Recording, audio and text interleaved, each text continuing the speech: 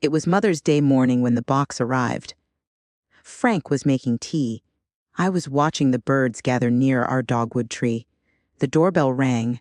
I remember thinking how strange it was for a delivery to come on a Sunday. We weren't expecting anything. Not from Nathan. Not anymore. Frank signed for it without question, chatting with the delivery man about spring rain and rising gas prices. Then he placed the box on the kitchen table and reached for the scissors. "Wait," I said. "Don't open it. Look closer."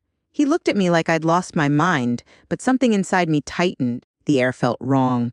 Frank leaned over and tilted the box toward the light. That's when I saw them. Small holes, neatly punched through the cardboard. Breathing holes. A low rustle came from inside. Something shifted. I stepped back. My stomach sank as fast as my memories rose. It had been exactly 1 week. 7 days since our son stood in this same kitchen and told us we were selfish for not giving him money for his new startup. You're sitting on $500,000 while your own son can't even pay rent. Those words hadn't left my head since he threw them at me. I'm Margaret Taylor, 66, retired librarian, mother of one. I've spent my life saving pennies, clipping coupons, packing Frank's lunch every morning for 42 years. Not because we were poor, because we were building something, a life, a future, a safety net for us and for him. But Nathan had turned that net into a hammock, comfortable, dependent, entitled. He always had a new crisis, a car that needed replacing, a job he had to quit for mental health, a crypto project on the brink of exploding. And we, quiet, dependable parents, always said yes, until last week. Frank told him gently, "Nathan, this is our retirement. You'll inherit what's fair, but not now." He exploded, shouted things I can't repeat, slammed the kitchen door so hard that a picture frame fell from the wall and cracked. We hadn't heard from him since. No apology, no call. And now this box. Frank leaned in again, his hand trembling slightly. "Marge, you don't think?" "I don't know," I whispered. But I did. That box wasn't a gift. It was a message. And it wasn't meant to make me feel loved. The rustling came again. Longer this time. A hiss soft, almost tender. "Call someone," I said. Frank looked at me, still not fully understanding. Now. Before he could ask why, my hands were already shaking. I didn't need to know what was inside. I already knew who sent it. And for the first time since Nathan was born, I was afraid of my own child. If this story touches you, please like, share, and subscribe to our channel. And let us know in the comments. Have you ever had to protect yourself from someone you love? 1 week earlier, Nathan had arrived unannounced, just as the sun was setting behind the ridge. He always came late. Always when he thought we'd be too tired to argue. Frank and I were in the living room, sorting through old photo albums for Lily's birthday slideshow. She was turning 10. Still so sweet, so full of wonder. Still unspoiled. Nathan walked in without knocking, tossed his jacket on the recliner, and stood in front of the fireplace like it was a boardroom. No hello, no how are you. Just, "I need 50,000. It's urgent." Frank looked up from the album. 50, he asked, stunned. Nathan nodded, arms crossed. "It's not a gift," he said. "It's an investment. We're launching a crypto hedge fund. The window is closing fast." I closed the album carefully, the picture of 4-year-old Nathan on a pony staring back at me. He had the same eyes back then, but not the same emptiness. "Nathan," I began slowly, "we've helped you. Again and again. But we're not a bank." His jaw tightened. "You're sitting on retirement accounts, no mortgage, no debt. What are you even saving for?"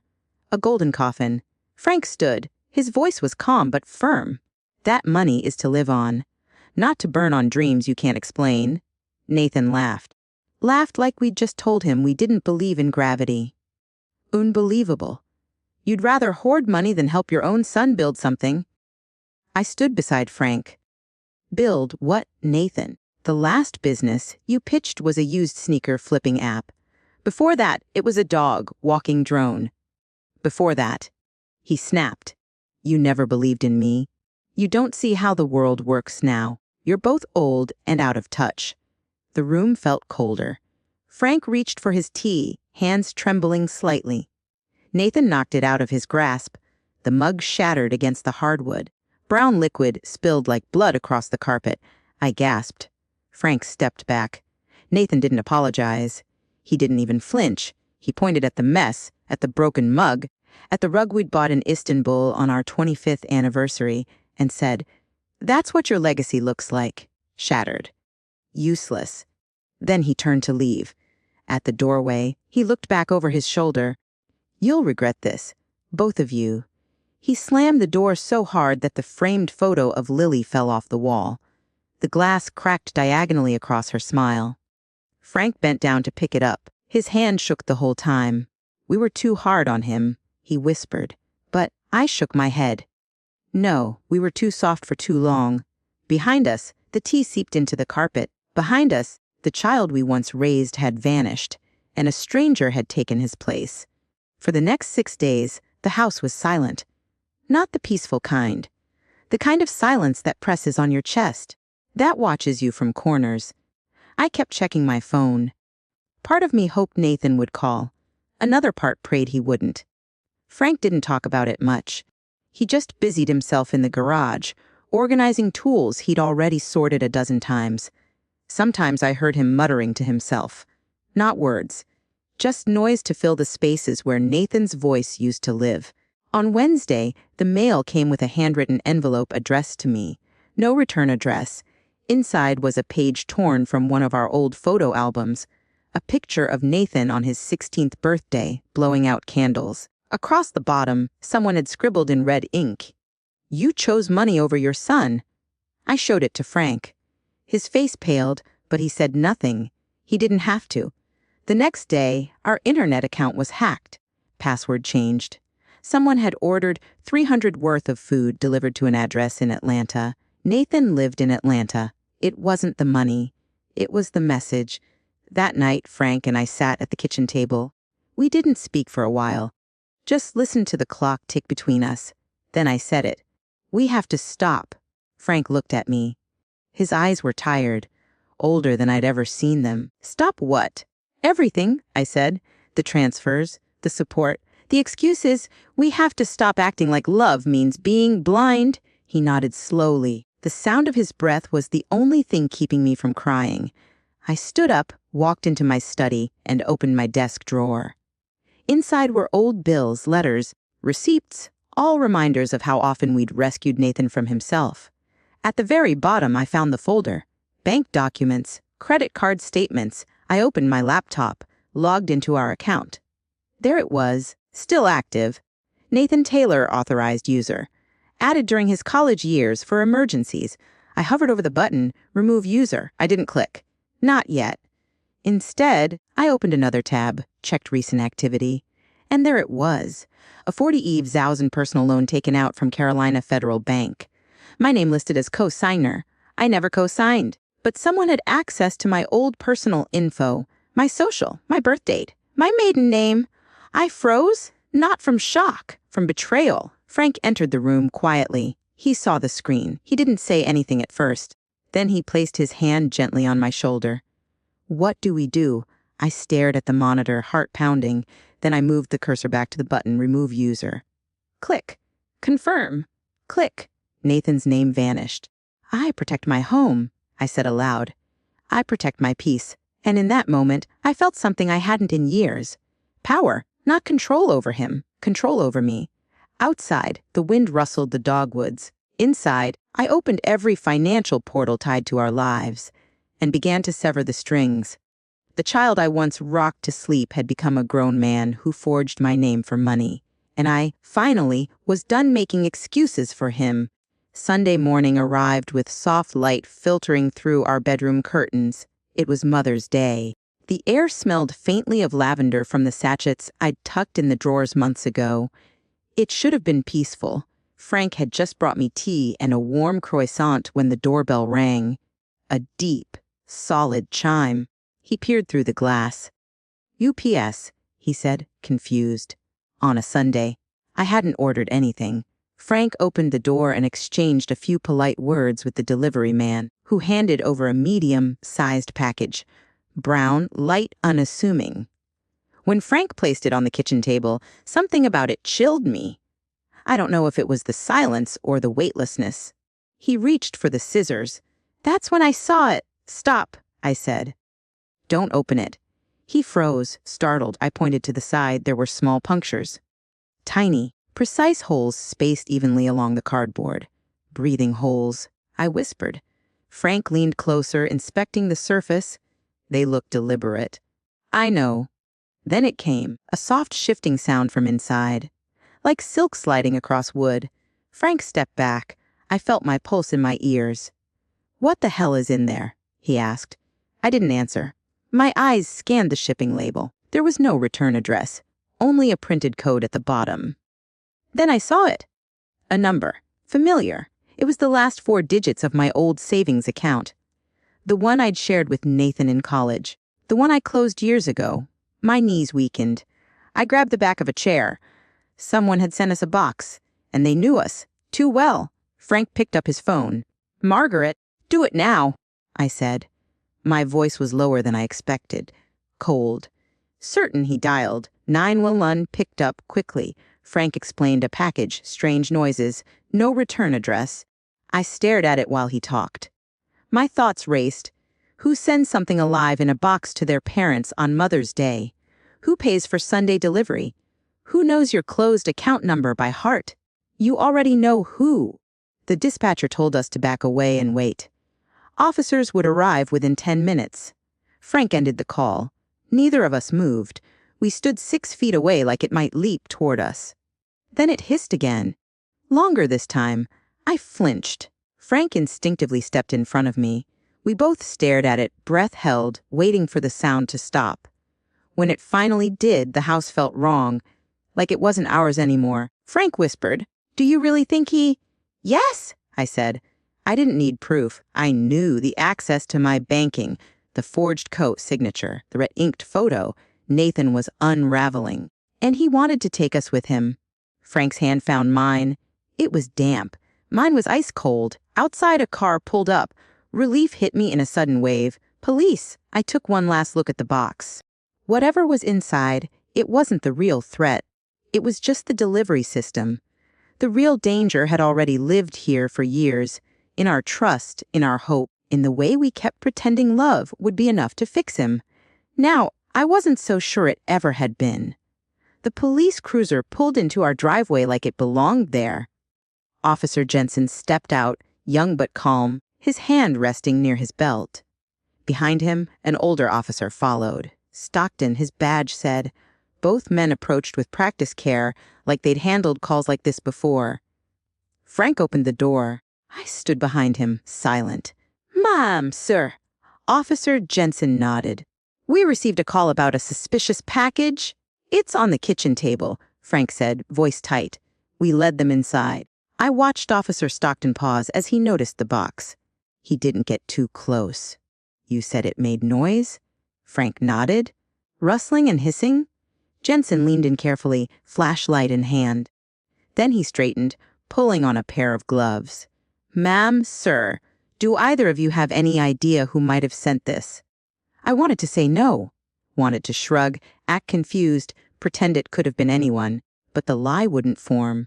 I heard myself say, "Yes, my son." Frank turned toward me. His eyebrows lifted just slightly.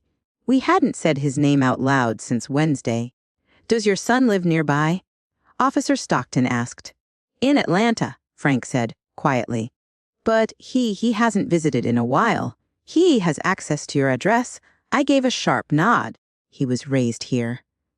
"And has he ever threatened you?" The room felt heavier. Frank opened his mouth, but nothing came out. I reached into the drawer beneath the table and pulled out the letter, the one with the photo, red ink. Officer Jensen took it in gloved hands, examined it carefully. "Did you report this when you received it?" "No." I looked down. I didn't want to believe he'd. The rest of the sentence withered. Jensen gave a slight nod. Stockton turned toward us. "We'll need to call animal control. This could be a reptile. Possibly a snake, based on the breathing holes and hissing." Frank let out a breath he'd been holding. "God." "Mom." Jensen said. "We can take a full report. But I'll be honest, if this was sent with intent to frighten or harm, we're moving into criminal territory." Criminal. My son. It felt like two puzzle pieces that had never been meant to fit were finally snapping into place. I hated how right it felt. Stockton pulled out his radio. Requested animal control. 20-minute ETA. They advised us to stay in the adjacent room. Frank and I sat stiffly in the den, the box still visible through the doorway. I couldn't stop staring at it. It looked so harmless. Brown, standard, barely larger than a shoebox. But inside was proof. Proof of how far he'd fallen. How far we had enabled him to fall. Frank finally broke the silence. I keep thinking about that time in college, when he maxed out the card and we paid it without question, and when he crashed his first car and blamed the brakes. I added, "We just bought him a new one." We looked at each other. A moment of aching clarity passed between us. This wasn't just about Nathan's choices. It was about ours. How many times had we erased his consequences with our checkbook? How many lessons had we taught him to ignore? The hissing came again, longer. Angrier, Frank reached for my hand. His grip was firm now, no tremble. "He can't come back from this, can he?" he asked. I closed my eyes. No, and neither can we. In that moment, the love I had for my son didn't disappear, but it hardened into something less soft, less willing to bend. Outside, the low hum of the animal control van drifted up our driveway. But inside, I already knew we were never going back to who we were before this box arrived. Because when someone uses fear to get close to you, that's not family. That's strategy. And love should never feel like a trap. The box was gone. Animal control had confirmed it. A 3-foot-long juvenile boa constrictor, non-venomous, but capable of inflicting pain if provoked. The officer, a man named Richard, had handled it gently, calling it a beautiful animal. I didn't respond.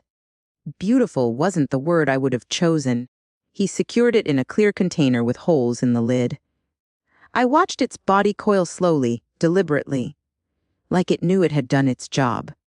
Once the officers left, Frank and I stood in the middle of the living room, neither of us speaking.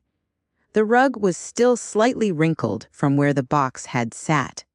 Frank tried to smooth it with his foot. It didn't work. I turned to him. "Enough," I said. He looked at me. "Enough what?" "Everything." He opened his mouth, then closed it. His hands dropped to his sides, defeated. "You're right," he finally said. I walked into the study, a small room filled with old tax files, notebooks, and books I had meant to finish, but never had. On the wall was a photo of Nathan when he was 6. He was dressed as a pirate for Halloween, holding a plastic sword and flashing a wide grin with missing teeth. I stared at it for a long time, then I opened the drawer beneath it. The portfolio was still there. Documents we'd saved for, just in case. Bank records. Copies of every check we'd written Nathan since 2010, even the receipts for his car, wedding, and that failed juice bar business in Tampa. I opened my laptop. First, the bank. I logged in, verified my identity, and pulled up the joint account Nathan had access to for emergencies. Only there were no emergencies anymore. Just Amazon orders, liquor store charges, and something that made my blood freeze. Crown and Dagger Casino online. Frank appeared in the doorway. I didn't turn around. He walked in slowly and placed a steaming cup of tea next to the laptop. His quiet way of saying, "I'm with you." "I checked the mail," he said. Another envelope, same handwriting as before. He handed it to me. I opened it carefully. Inside was a printed image, an altered version of our family photo from my birthday 2 years ago.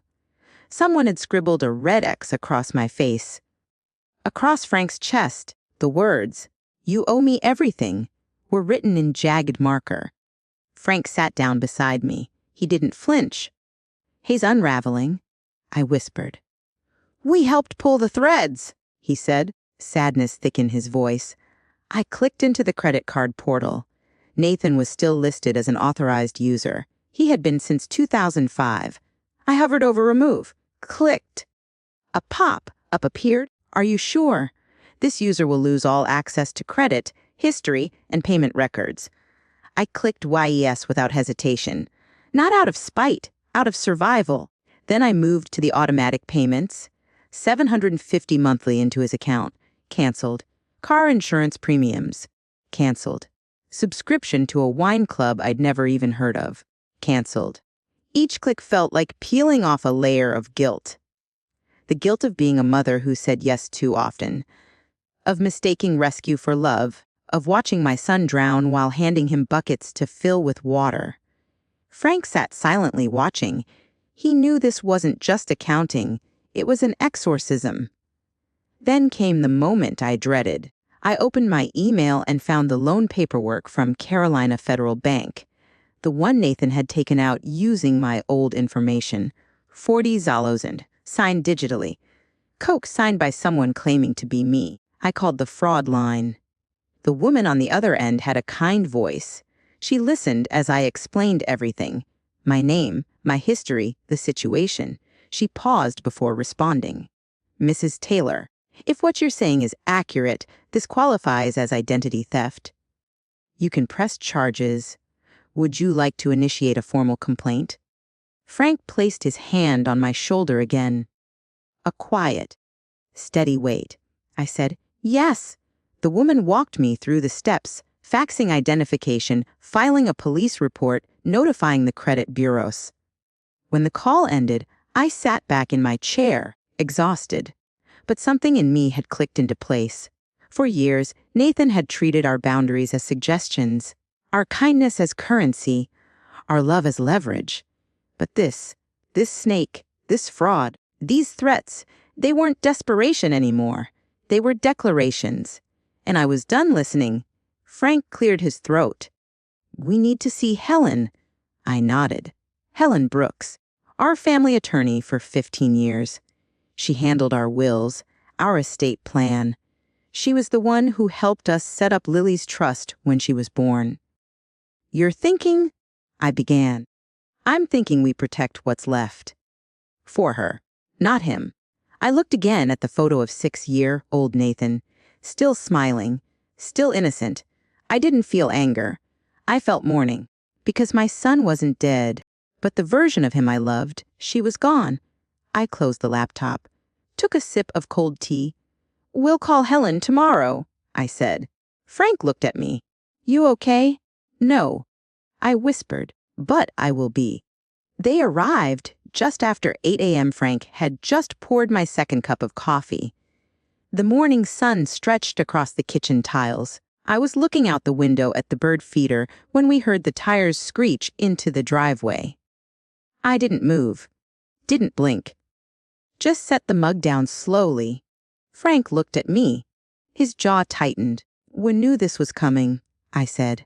The car door slammed, then another. Footsteps on the front walk hard. Intentional. Then came the doorbell, once. Then twice, before we could even respond, sharp, demanding. Frank started to stand, but I put my hand on his wrist. No, I said softly. I'll answer it. He nodded. I opened the door. Nathan stood there, red-eyed and vibrating with fury. Beside him, Danielle, his wife, looked like she'd dressed in a rush. Hair frizzed, mascara slightly smudged. Nathan didn't wait for an invitation. He stepped forward, trying to pass the threshold. I didn't move. Didn't flinch. Just raised my hand. You're not coming inside. His face twisted. You've lost your damn mind. Danielle crossed her arms. This is ridiculous. What you're doing to him? What I'm doing? I asked, my voice low. You sent me a snake in a box. Nathan. He blinked. A second too long. Then his mouth curled into something between a smirk and a snarl. Oh, come on. You think that was from me? He laughed once, short, sharp, bitter. Maybe if you hadn't cut me off, you'd have fewer enemies. Frank appeared behind me, silent as always, but standing tall. I felt stronger with him there. Daniel pointed a finger. You're destroying our lives. Lily is terrified because her dad is upset all the time. No, I said sharply. She's terrified because she's being raised in chaos. Nathan's voice rose. I've made mistakes, okay? But you've always acted like money is love. You think cutting us off proves something. You think this is some lesson. I stared at him, at the man I once held in my arms during thunderstorms, at the boy I stayed up all night nursing through chickenpox. I whispered, No, Nathan. This isn't a lesson. It's a line. A boundary you never thought I'd draw. He stepped closer, his breath hot. You're not getting away with this, Mom. I already have, I said. Because I finally know peace. Danielle shook her head. You'll regret this when you're old, sick and alone. Frank spoke, the first time that morning, his voice steady. Would rather be alone than live under emotional blackmail. Nathan scoffed. Wow, so that's it. After everything I've done for this family? My eyebrows lifted. Everything you've done? I took a deep breath. You forged my name. You took out loans in my identity. You sent a live animal to my home. You threatened to cut us off from our granddaughter. None of that's proven. He snapped. Then why are you here, Nathan? He opened his mouth, but no words came. Only the sound of the wind rustling the maple trees in our yard. Daniel finally grabbed his arm. Let's go, she muttered. This is a waste of time. But Nathan wasn't finished. He pointed at me. You think this is over? I nodded. Yes. Because we're making it over. He stared at me for a long moment, then turned, yanked his arm from Danielle's hand, and stormed back to the car. She followed. The tires squealed again as they reversed out of our driveway. I closed the door. My hand trembled slightly as it met the brass knob.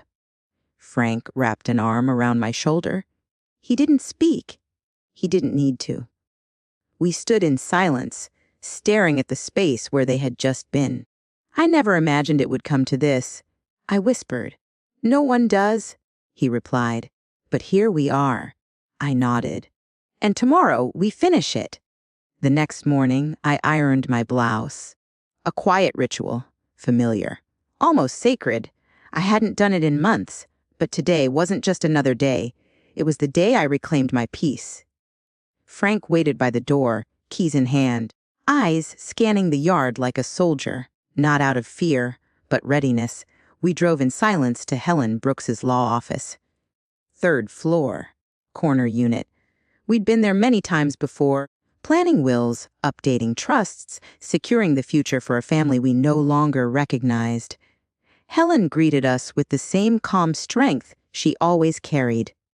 Her hair was pulled back, her eyes sharp behind silver frames. Margaret. Frank. I got your message. She gestured toward the chairs across from her mahogany desk. I handed her the file. Bank statements. Screenshots. The forged loan application.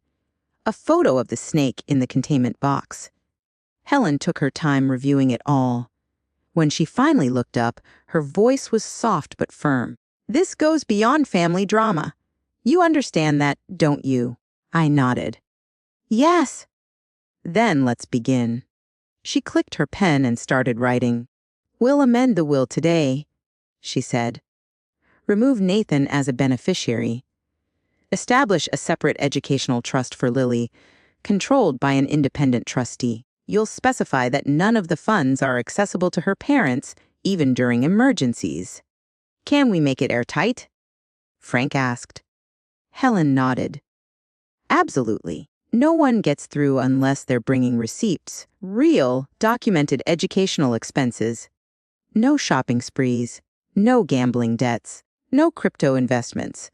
She outlined the legal structure like a surgeon describing a procedure. Clean, precise, final. Then came the restraining order. I hesitated for a second, but only a second. He crossed a line, I said. This isn't anger. It's malice. I don't know what he's capable of anymore. Helen opened a new form. Describe the confrontation. The snake, the forged loan, the threats. Her assistant entered quietly and placed fresh documents beside her. You'll need to sign these today, Helen said. I'll file them with the court this afternoon. Officers will deliver notice to Nathan and Danielle by tomorrow morning. After that, any contact becomes a criminal matter. Frank and I looked at each other. We didn't speak. We didn't need to. We were ready. I picked up the pen, signed my name on page after page. Each stroke felt like cutting a rope that had once held us together, now frayed, now weaponized. I signed not with anger, but with clarity. Helen gathered the forms and slid them into a manila folder. Do you want us to inform Lily about the trust? We can write a letter for when she turns 18. Tears stung my eyes, but I didn't let them fall. Yes, I said, and make sure she knows this wasn't her fault. We left the office lighter, not because the burden was gone, but because it had been placed where it belonged, into the hands of law and logic, not guilt and grief. That night, Frank and I ate dinner by the fireplace, the same fireplace where Nathan once opened Christmas gifts, where he once built blanket forts, where I once believed we could fix anything with enough love. But love without boundaries isn't love, it's surrender. And I was done surrendering. The house was still. The tea was warm, no calls, no ultimatums, no veiled threats disguised as desperate pleas. The doorbell didn't ring. The silence was whole again. I picked up a photo from the mantel. Lily, age 5, wearing fairy wings and holding a plastic wand. I whispered, "You're the reason we start again." Tomorrow, Nathan would read the court order. He would learn that manipulation no longer worked here, that inheritance was no longer a weapon, that consequences had arrived, and me, I would finally sleep, not as a frightened mother, not as a broken heart, but as a woman who remembered who she was and chose peace. If this story touched you, please like, share, and subscribe to our channel. And tell us in the comments, have you ever had to protect yourself from someone you loved?